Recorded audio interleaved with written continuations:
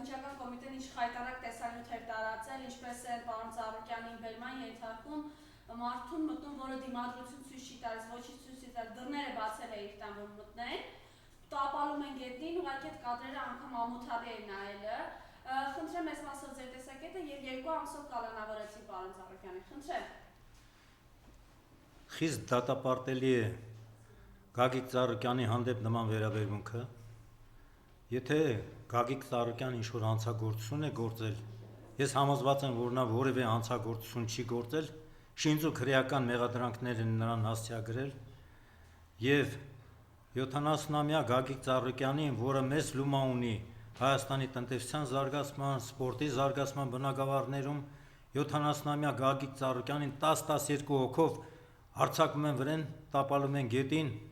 նսեմացնում են այդ մարդուն եւ տանում կալանավորում են։ Մեզ համար անընդունելի,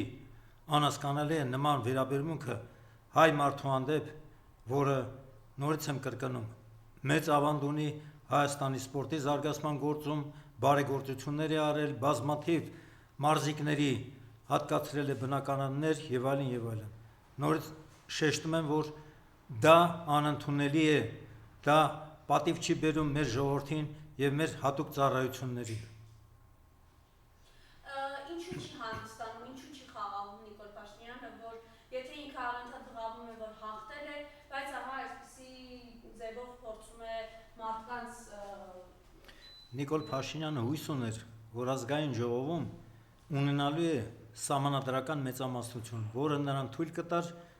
քննարկել եւ փոխել Հայաստանի սահմանադրությունը Ալիևի պահանջով։ Սահմանադրության փոփոխությունը դա Ալիևի պահանջն է։ Նիկոլ Փաշինյանը կոպիտ եմ ասում, կզած է Ալիևի տակ, Ալիևի պահանջներն է կատարում, Էրդողանի պահանջներն է կատարում։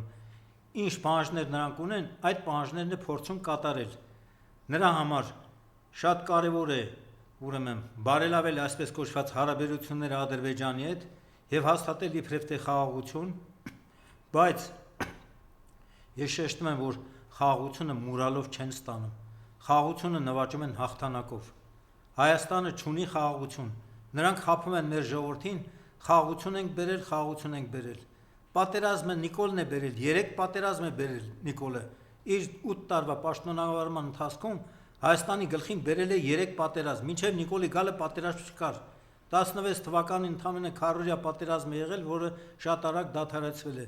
Բայց Նիկոլը եկավ իշխանության, խափելով մեր ժողովրդին, կեղծ խոստումներ տալով, խաղաղություն խոստանալով, Արցախի հարցը իբրև թե լուծելով, բայց նա ընդամենը ուրեմն տապալեց Արցախի հարցի խաղաղ կարգավորման բանակցային գործընթացը, մեր տաղանդավոր, մեր հաղթական ժողովրդին տարավ համապատրաստից պատերազմի, 44 օրում մատնեց պարտության եւ ամբողջական Արցախը հանձնեց Թուրքին, ինչպես նաեւ Հայաստանի տարածքից ավելի քան 200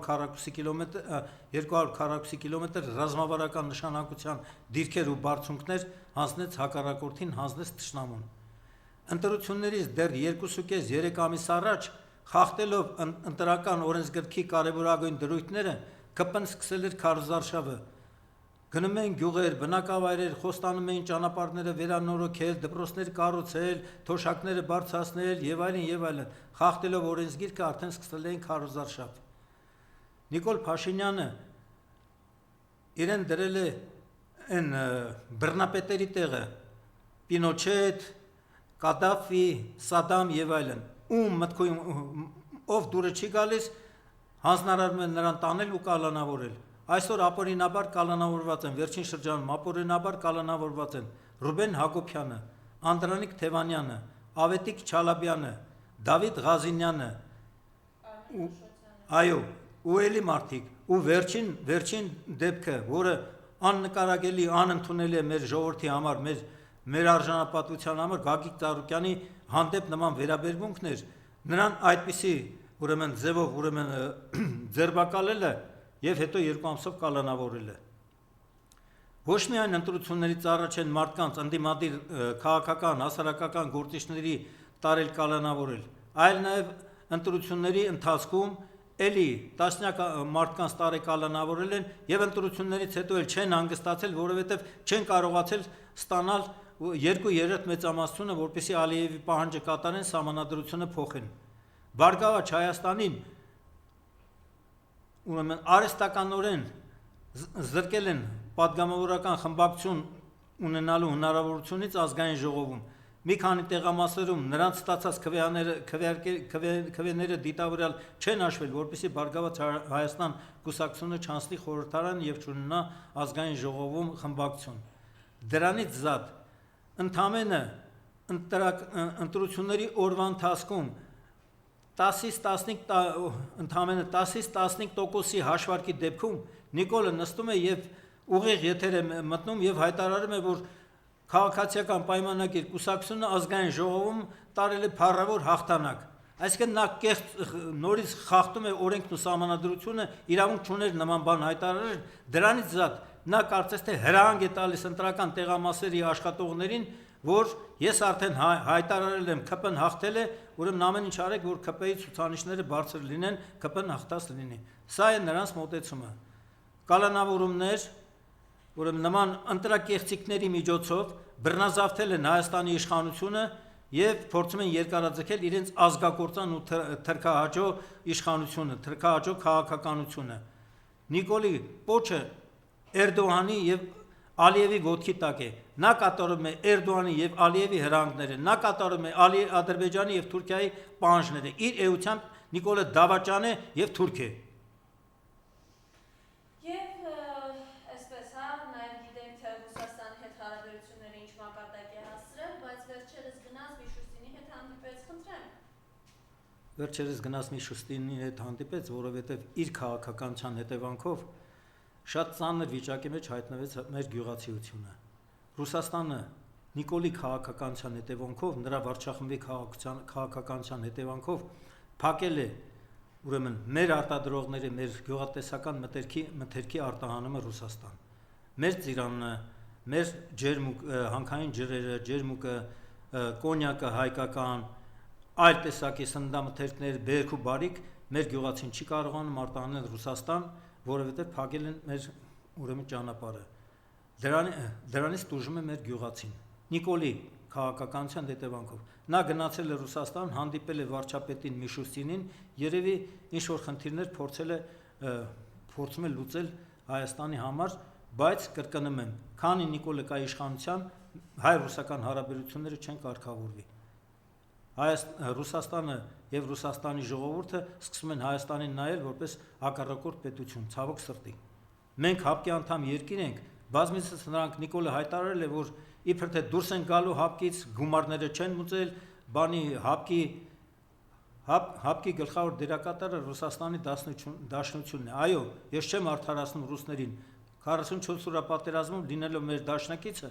նրանք ոչնչով մեզ չօգնեցին։ Մենք մենակ էինք այդ պատերազմի ընթացքում։ Իսկ Ադրբեջանը ուներ հզոր դաշնակիցներ, իրենց ցեղակիցներ Թուրքիան, Իսրայելը, որը մատակարարում էր Ադրբեջանին, ուրեմն հետախուզական ռազմական տեխնիկայով, թուրքական սպայական կազմներ ղեկավարում այդ պատերազմը եւ թուրքական բարյաթարներն էին օդից հարվածում մեր դիրքերին, բացի դրանից Ադրբեջանն օգնում էր նաեւ Իսրայելը իր նորից կրկնվեցի հետախուզական ռազմական տեխնիկայով, այդ թվում նաեւ Պակիստանը, որը մինչև օրս չի ճանաչել Հայաստանը որպես անկախ պետություն։ Իսկ մենք մենակ էինք այդ պատերազմի ընթացքում։ Մեր զինվորները, մեր ազատամարտիկները, մեր սպաները, մեր բանակը չի պարտվել։ Պարտվել է մեր դիվանագիտությունը, պարտվել է Նիկոլ Փաշինյանը, որը իր կարգավիճակով հանդիսանում էր հայկական զինված ուժերի գլխավոր հրամանատար։ Եվ Նիկոլը արել է հայտարարություններ, որը մեր համար անընդունելի ու անհասկանալի են։ Նա հայտարարեց, որ վերադարձնելով Արցախը Ադրբեջանին, մենք ավելացրեցինք Հայաստանի ինքնիշխանությունը։ Ընդհակառակը հանձնելով Արցախը Ադրբեջանին, մենք Հայաստանի բոլոր սահմանամերձ բնակավայրերը դրել ենք վտանգի տակ, դրել ենք կրակի տակ։ Ադրբեջանցիք եկել են նստել են մեր սահմանամերձ բնակավայրերի տարբեր բարձունքներում ու դիրքերում, կրակի տակ պահելով սահմանամերձ բնակավայրներն ու մեր ճանապարհները։ Ու այս իրավիճակում նրանք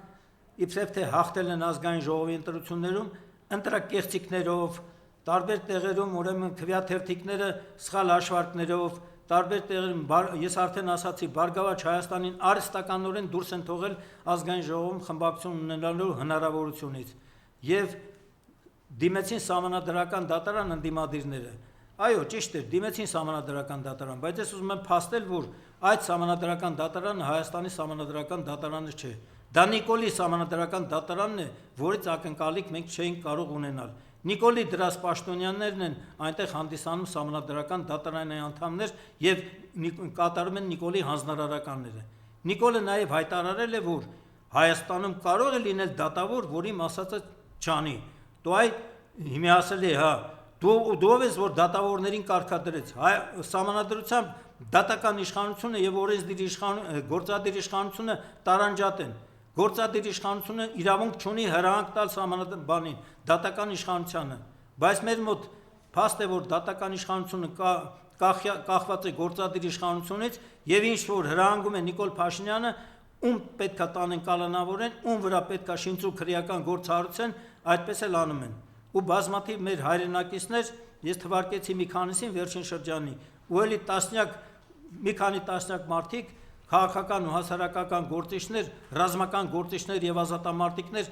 ապօրինաբար կալանավորված են եւ գտնվում են մեր կալանավայրերում։ Ձեր հարցը։ Մենք հանդես ենք եկել հայտարարությամբ, ես ներկայացնում եմ Հայոց աշխարհազոր ռազմաքաղաքական միավորումը, հանդես ենք եկել հայտարարությամբ, դատապարտելով գործող ապազգային թրքամետ վարչախմբի այդպիսի գործելակերպը եւ հուսադրել ենք մեր ժողովրդին,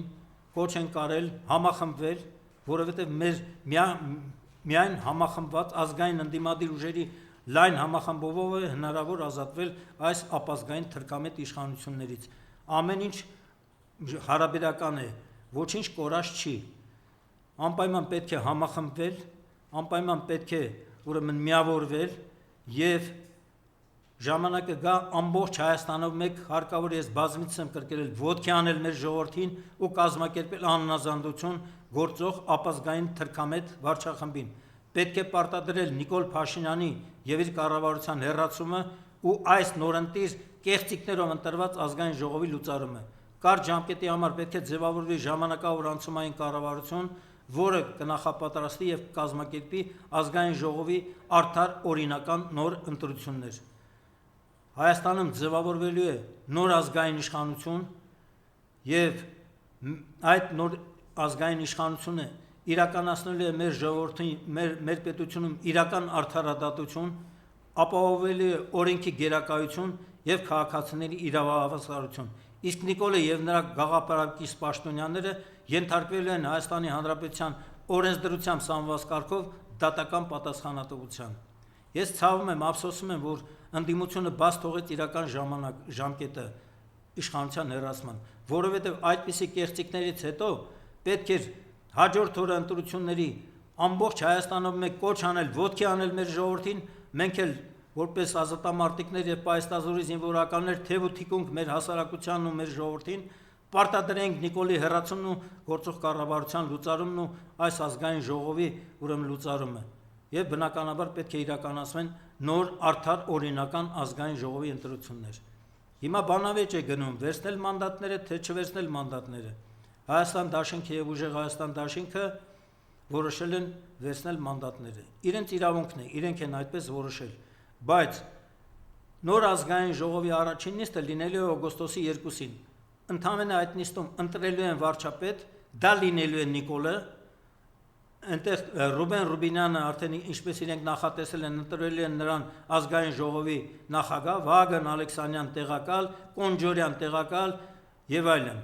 Այսինքն պաշտոնների բաժանում է տեղի ունենալու։ Ես չգիտեմ ինչ վարկագիծ կդրսևորի արդեն ուժե տիտղոսային ընդդիմությունը ընդդիմադիր ազգային ժողովում։ Իրենց որոշելիքն է, բայց եթե մեր որոշելիքը լիներ, մենք չէինք վերցնի մանդատները եւ ամբողջ Հայաստանում մեկ ոտքի կանեինք մեր ժողովրդին, կոչ կանեինք ոտքի ու կազմակերպեինք անհնազանդություն այս ապազգային թրքամետ իշխանությունների։ Հոմնան, ես մեկ անգամ եւս խիստ դատապարտում եմ, մենք հայտարարություն գրել ենք, դատապարտել ենք այս իշխանությունների նման վերաբերմունք ընդդիմադիր գործիչների հանդեպ եւ հատկապես Գագիկ Ծառուկյանի հանդեպ։ Անկախ ամեն ինչից Գագիկ Ծառուկյանը հանցագործություն կատարել է եւ չի կատարել, ես համոզված եմ, որ որևէ հանցագործություն էլ նա չի կատարել։ Չէր կարելի նման մարդու հանդեպ այդպիսի վերաբերմունք դրսևորել եւ հրապարակային նրան 10-12 հոգով հարցակվել, ասենք գազազատ շների նման հարցակվել Գագիկ Ծառուկյանի վրա, տապալել նրան եւ այդ իրավիճակում նրան տանել կալանավորել։ Գագիկ Ծառուկյանը դիմադրություն էլ ցույց չէր տալիս, կարող էր մի քանիսին տապալել, բայց նա դիմադրություն ցույց տվեց, հանգիստ գնել, որովհետև համոզված էր, որ ինքը որևէ մեղք չի գործել, որևէ հանցագործություն չի գործել։ Վերջը մարդը իր տան դուռն է բացել։ Այո, իր տան դուռն է բացել եւ հանգիստ, ասենք, կենթանիների հանդեպ նման վերաբերմունքը տարան գազանանոց նրա կենթանիներին մեկն է սատկեց։ Սատկացրին։ Սամվել Կարապետյանը հումորով լավ ասեց, այդ գազաններին ասում է կտանեն խորհրդարան։ Բայց նաև երեք պարոն Սուրենյանցը ճիշտ ասաց, եթե արվեստները մտնեն խորհրդարան, շակալներ չեն լինի խորհրդարանում։ Իհարկե, ճիշտ է ասել։ Շնորհակալություն։ Շնորհակալություն նրա վերքի համար։